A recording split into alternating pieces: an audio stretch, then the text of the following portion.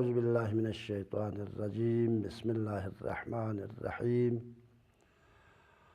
الحمد للہ رب العالمین وصلی اللہ علی سیدنا محمد وآلہ الطیبین الطاہرین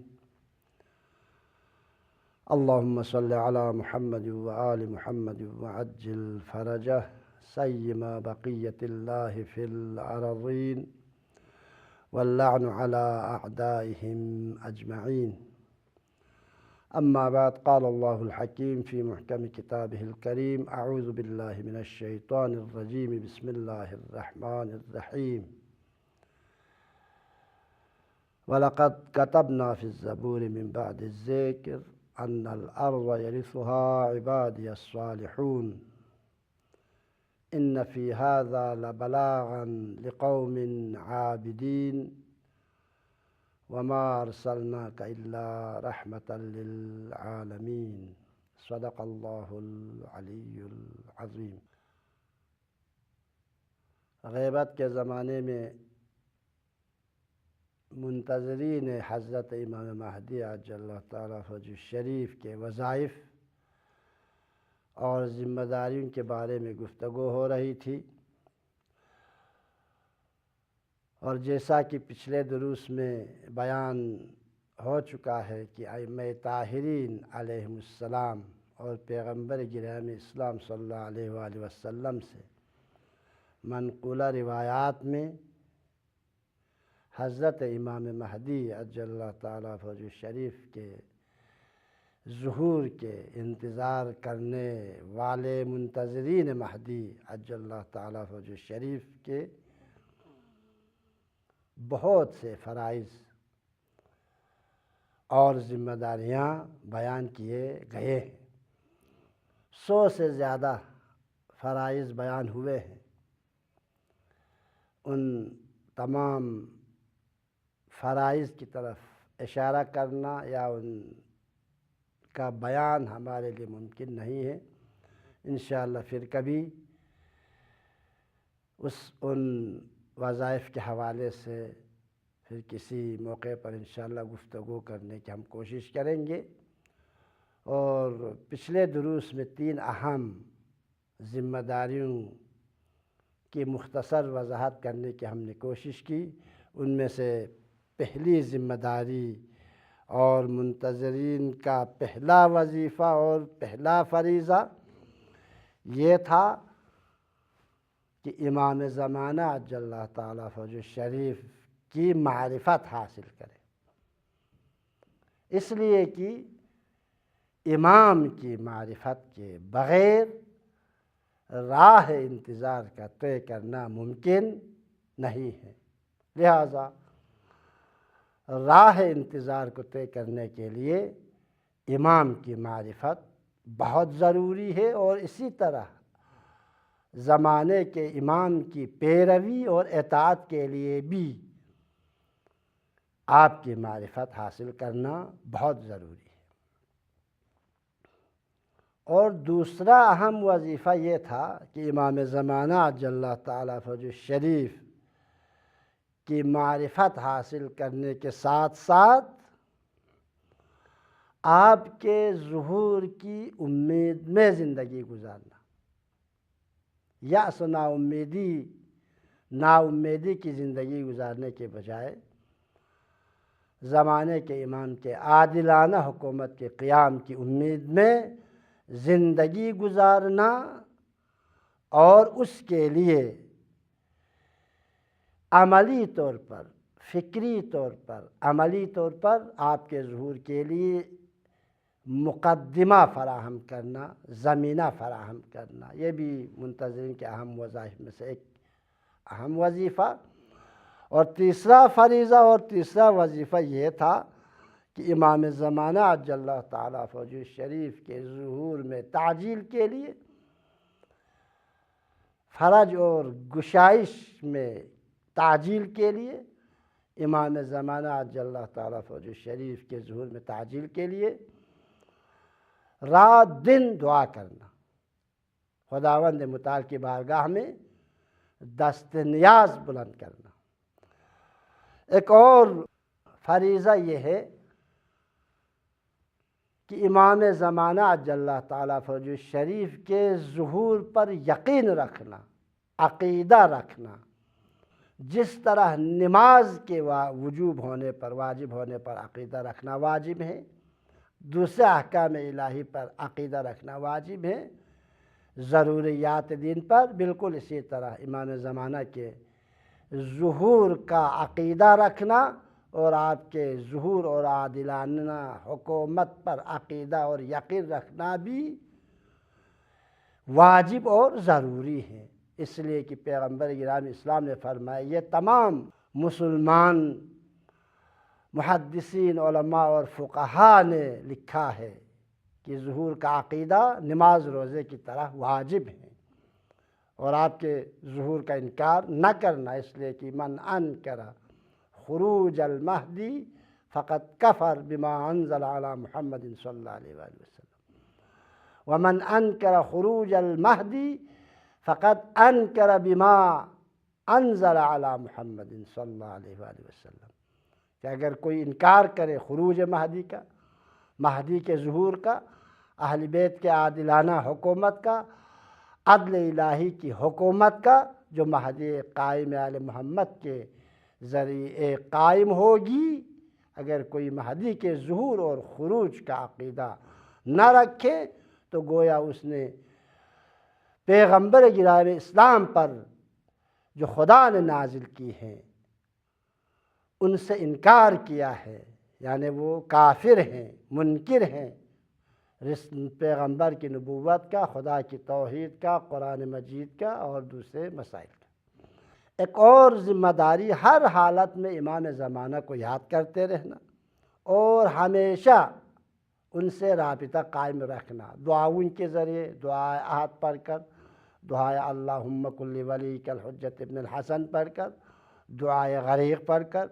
دعائے ندبہ پڑھ کر امام زمانہ سے ہمیشہ رابطے میں رہنا، وحدت اور ہمدلی ایجاد کرنا مسلمانوں کے درمیان، مومنین کے درمیان، اپنے ملک میں زندگی گزارنے والوں کے درمیان وحدت اور ہمدلی کا ایجاد کر کے امام کے ظہور کے لیے مقدمہ فراہم کرنا، یہ بھی ایک اہم وظائف میں سے ایک ہے۔ حتی المقدور اہل بیت کی سیرت پر عمل کرنے کی کوشش کرنا، عمل کرنا، یہ بھی ذمہ داریوں میں سے ایک ہے۔ امام زمانہ عجل اللہ تعالیٰ فرجہ شریف کے فضائل سے خود بھی واقف ہونا اور دوسرے لوگوں کو بھی آگاہ کرنا، یہ بھی منتظرین مہدی کے وظائف میں سے ہے۔ خود بھی زمانے کے امام سے محبت کریں اور دوسرے مسلمانوں اور مؤمنین کے دلوں میں بھی امام زمانہ کی محبت کے ایجاد کی کوشش کرنا۔ آپ کے فراق میں رونا، محزون ہونا، غمگین ہونا، بلکہ رونے والوں کی صورت بنانا، دوسروں کو رلانا، امام زمانہ عجل اللہ تعالیٰ فرجہ شریف کے فراق میں یہ بھی منتظرین کے وظائف میں سے ہے۔ آپ سے منسوب مجالس، محافل میں شرکت کرنا اور جہاں پہ آپ کے مناقب اور فضائل بیان ہوتے ہیں، آپ کے فضائل کو نشر کرنا اور آپ کے فضائل کے نشر میں مالی مدد کرنا، پیسہ خرچ کرنا، کہ یہ دین خدا کی ترویج روایات کی روشنی میں امام زمانہ اور ائمہ کے فضائل کے نشر میں مال و دولت خرچ کرنا، یہ ترویج دین خدا ہے اور شعائر اللہ کی تعظیم ہے۔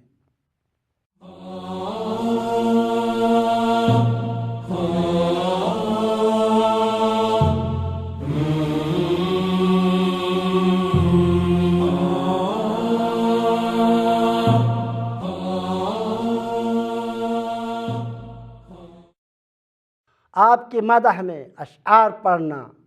اشعار لکھنا، نکالنا، شعر لکھنا، شعر پڑھ کر دوسروں کو سنانا، قصیدہ کہنا، مدح کہنا، یہ سب بھی غیبت کے زمانے میں منتظرین کے وظائف میں سے ہیں۔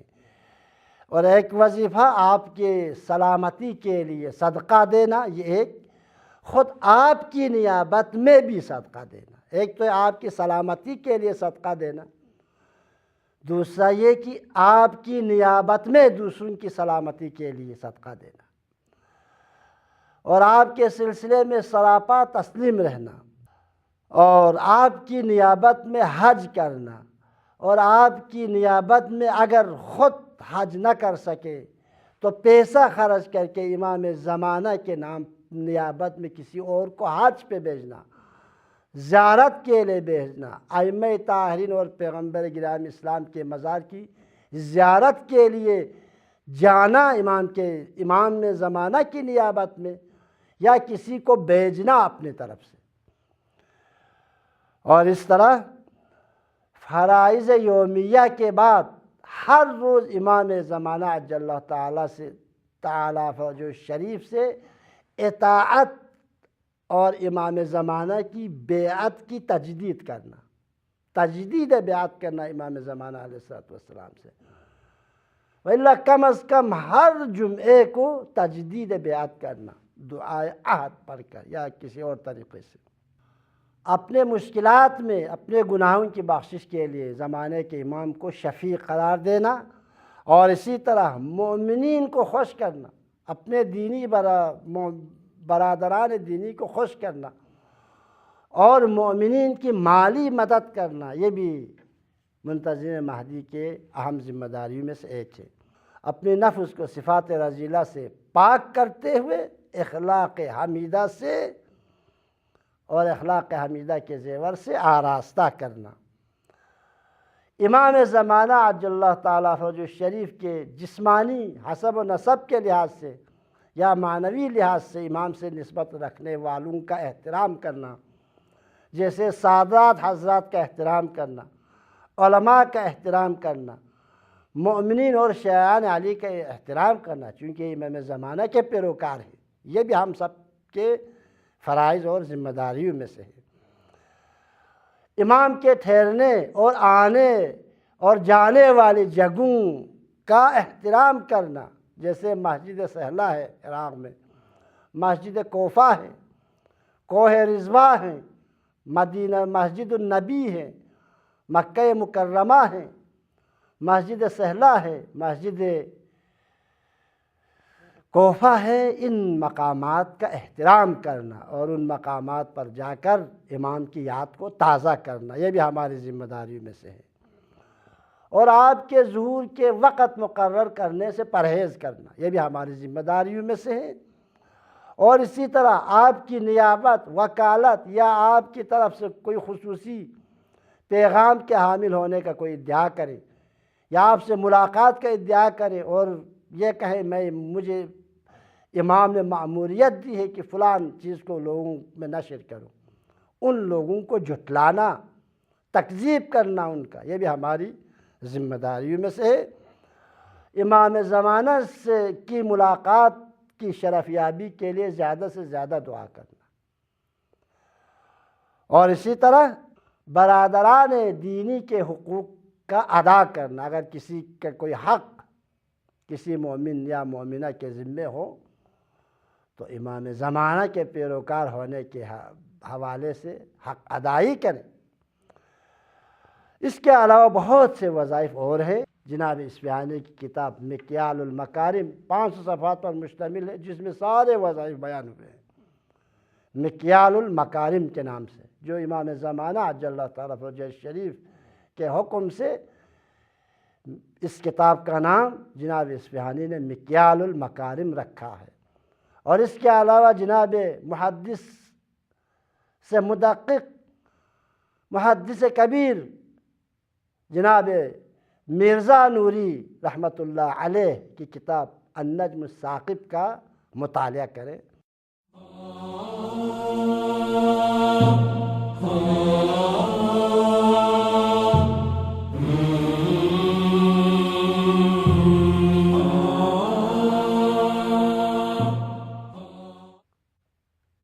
یہ چند جملات گزشتہ بحث کی تکمیل تھی اور آج کے درس کا موضوع اور عنوان ہے۔ انشاءاللہ آج اس نشست میں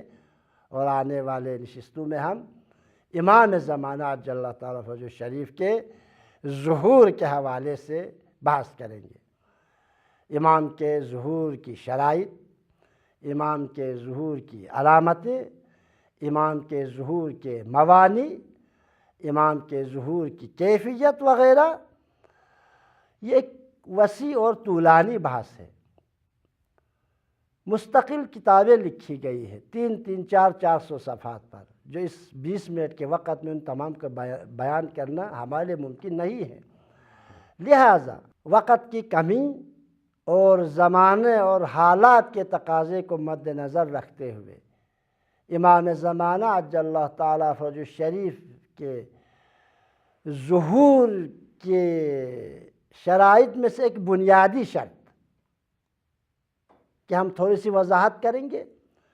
اور وقت ظہور کے حوالے سے مختصر گفتگو کریں گے،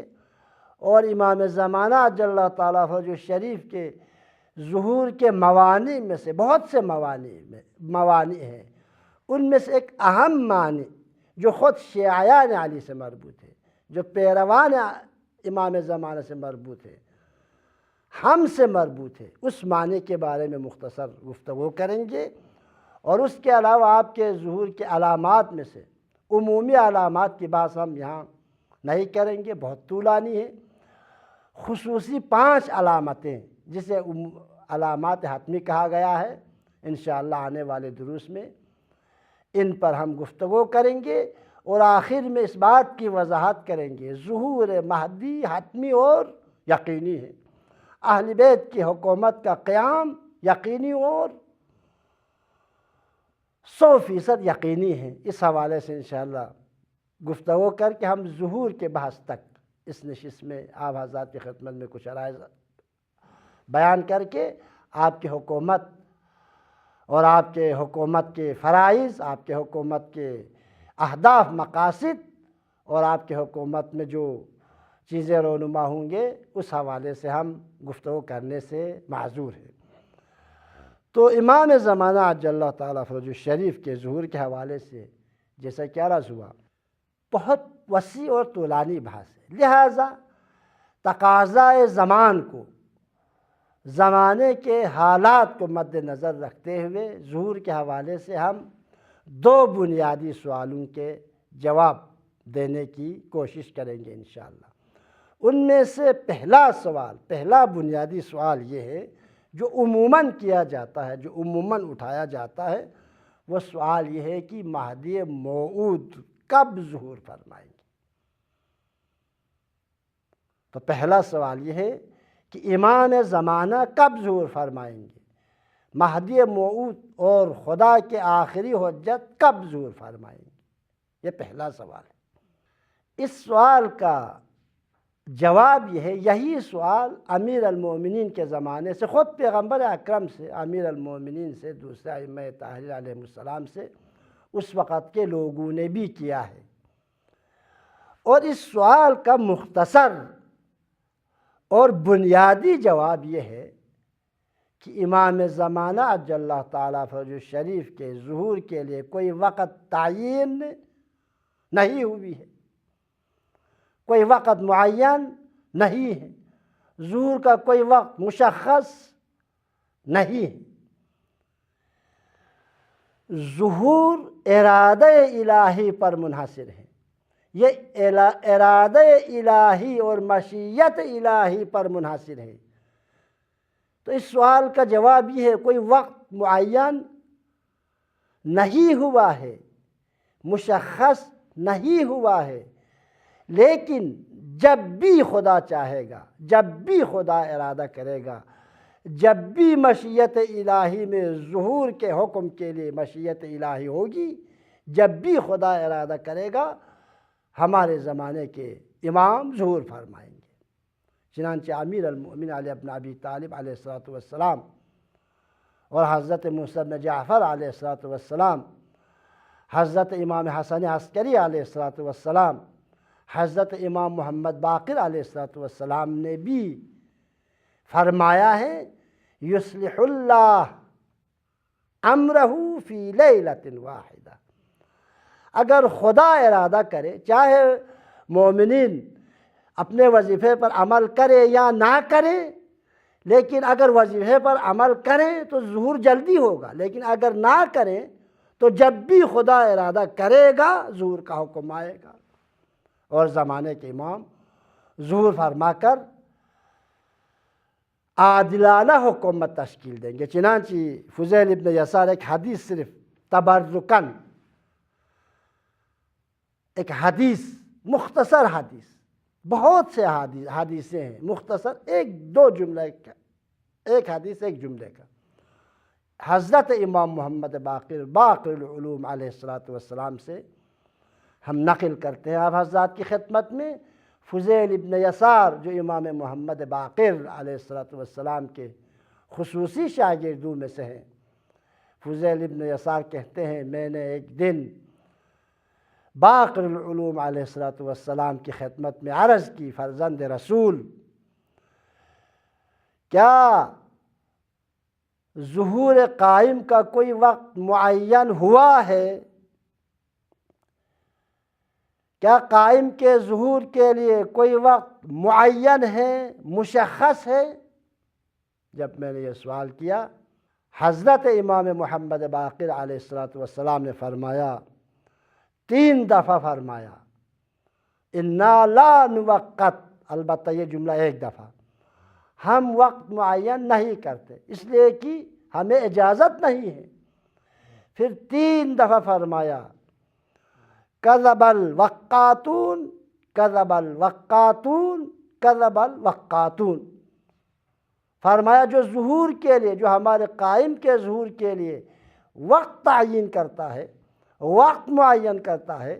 وقت مشخص کرتا ہے، وہ جھوٹا ہے، جھوٹا ہے اور جھوٹا ہے، اور ان کی تکذیب کرو۔ اگر کوئی یہ کہیں ظہور صغریٰ ہو چکا ہے، غلط بات ہے، ظہور صغریٰ اور کبریٰ نہیں ہے۔ ظہور میں ظہور صغریٰ اور کبریٰ کوئی اصطلاح حدیث میں ہمیں نہیں ملتی۔ ظہور کا کوئی وقت معین نہیں ہے، یہ ارادہ الہی پر منحصر ہے، جب بھی خدا ارادہ کرے گا ظہور فرمائے گا۔ البتہ اگر منتظرین مہدی اپنے وظائف پر عمل کریں گے تو خداوند متعال احادیث میں، درجنوں حدیث میں یہ وارد ہوئی ہے، اگر خداوند متعال جلدی ظہور کا حکم دے گا، لیکن اگر ہم کچھ نہ کریں تو جب بھی خدا چاہے گا اسی وقت ظہور کا حکم دے گا۔ لہذا پہلے سوال کا جواب یہ ہے کہ زمانے کے امام کے ظہور کے لیے کوئی وقت معین اور مشخص نہیں ہے۔ اگر کوئی وقت معین کرے تو وقت تعین کرنے والا جھوٹا ہے، اور مومنین کا بھی فریضہ ہے وقت معین کرنے والے کو جھٹلا دو۔ اس کے بعد امام نے فرمایا وجہ کیا ہے، ظہور کا وقت کیوں معین نہیں ہے، اس کی وجہ کیا ہے؟ تو امام علیہ السلام نے فرمایا دیکھو، جب خداوند حضرت موسیٰ خداوند متعال سے ملاقات کے لیے میقات پر کوہ طور پر 30 دن کا وعدہ کر کے چلے گئے، جو قرآن کی صریح آیت ہے، چنانچہ آپ سب جانتے ہیں، امام محمد باقر اس آیہ مبارکہ کی طرف اشارہ کرتے ہیں۔ جب حضرت موسیٰ 30 دن کا وعدہ کر کے میقات پر چلے گئے، خدا سے ملاقات کے لیے کوہ طور پر چلے گئے، الواح لینے کے لیے کوہ طور پر چلے گئے، آئین زندگی لینے کے لیے کوہ طور پر چلے گئے، 30 دن کا وعدہ کیا تھا، لیکن اس آیت کے مطابق فَأَتْمَمْنَاهَا بِعَشْرٍ، خداوند متعال فرماتے ہیں موسیٰ نے قوم سے 30 دن کا وعدہ کیا تھا، ہم نے 10 دن اور بڑھا کر 40 دن کر دیا۔ یہ 10 دن کیوں بڑھایا تھا؟ امتحان کے لیے، قوم موسیٰ سے امتحان لینے کے لیے۔ غیبت امام زمانہ بھی ہم سے امتحان لینے کے لیے زمانے کے امام غیبت کے پردے میں چلے گئے۔ اس سے معلوم ہوتا ہے امام اس آیت سے استدلال کرتے ہیں، وقت معین اس لیے نہیں کرتے، ہمیں اجازت بھی نہیں اور ہمیں نہیں معلوم، وقت ظہور مخفی رکھا ہے۔ کیوں؟ اس لیے کہ جب قوم موسیٰ سے موسیٰ نے وعدہ کیا 30 دن کوہ طور پر رہوں گا، خدا سے ملاقات کروں گا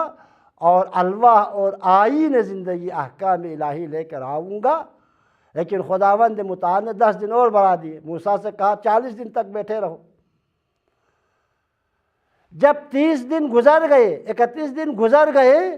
تو قوم موسیٰ نے کہا موسیٰ نے ہم سے وعدہ خلافی کی ہے، موسیٰ نے اپنے وعدے پہ عمل نہیں کیا، 10 دن تحمل نہ کر سکے، 10 دن موسیٰ کی غیبت کو تحمل نہ کر سکے، کہا موسیٰ نے وعدہ خلافی کی۔ یہ کہہ کر سب گوسالہ پرست بن گئے، سب گائے پرست بن گئے۔ امام محمد باقر یہ بتلانا چاہ رہے ہیں فضیل، ہم اس لیے وقت معین نہیں کرتے، خدا نے اس لیے وقت معین نہیں کیا ہے۔ اگر خداوند متعال بندوں کو آزمانا چاہیں، امام زمانہ کی غیبت طولانی ہو جائیں تو کہیں ایسا نہ ہو امت محمدی بھی موسیٰ کی قوم کی طرح گوسالہ پرست بن جائے، گائے پرست بن جائے، بت پرست بن جائے، دین الہی سے منحرف ہو جائے، اسلام سے خارج ہو جائے۔ لہٰذا ظہور کا وقت مخفی رکھا گیا ہے، لیکن ایسا بھی نہیں ہے کہ ظہور نہیں ہوگا، یقیناً ظہور ہوگا، اور اللہ کی اس زمین پر خدا کے نیک بندوں کی حکومت ہوگی، اور ظہور ہو کر حکم خدا سے ظہور فرما کر اس ظلم اور جور سے بھری ہوئی زمین کو عدل و انصاف سے بھر دیں گے انشاءاللہ۔ والسلام علیکم ورحمۃ اللہ وبرکاتہ۔